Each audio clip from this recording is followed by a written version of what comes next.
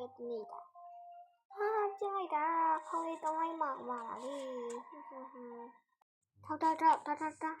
ဒူပါလေသွားကြည့်လိုက်မှလေ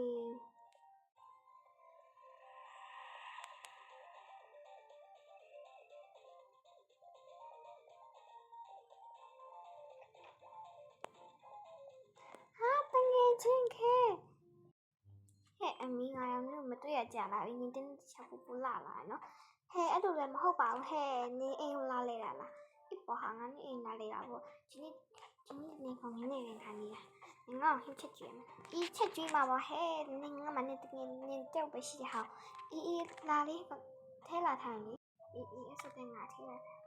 တော့မယ်ဟဲ့နင်းမတွန်းညာတိလားငါပဲဟဲ့နင်းလည်းနေဂျပန်မှာအဆင်ပြေတာပေါ့ဟာနည်းနည်းဝတ်ထုတ်တယ်ရော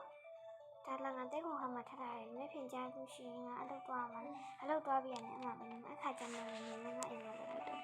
အေးကောင်းတာပဲနော်ဒီခဏထိုင်နေဦးနော်ငါဟင်းချက်လာအောင်မင်းဘာမှမစားသေးဘူးလားခဏလေးကြာရင်နင်းနဲ့ငါနဲ့ကြောင်ရင်းရှိတာဆို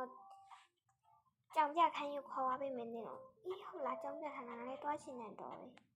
ပဲအေးပထမဆုံးငါရင်ခင်းချက်လာအောင်လေးရပြီဒီအကောင်လုံးလေးရပြီဆိုတော့တကယ်ချင်းတော့ဟဲ့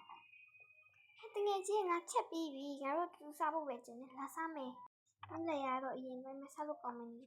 ပါလေအေးငါလည်းရပဲတော့စားလို့မအောင်ရှိတယ်ဒါဟဲ့ထိုင်အောင်ငါတို့တာစားလိုက်မယ်နည်းဟိုဘက်ကဟင်းစားလိုက်ပြီအေးတကယ်ချင်း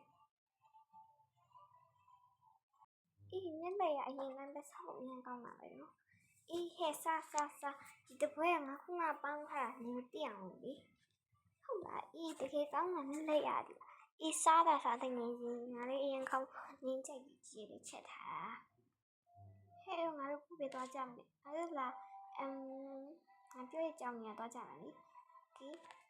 ကဲကြောင်းနေရတော့နောက်ဗီဒီယိုလေးမှာပြန်တွေ့ကြမယ်နော် bye bye guys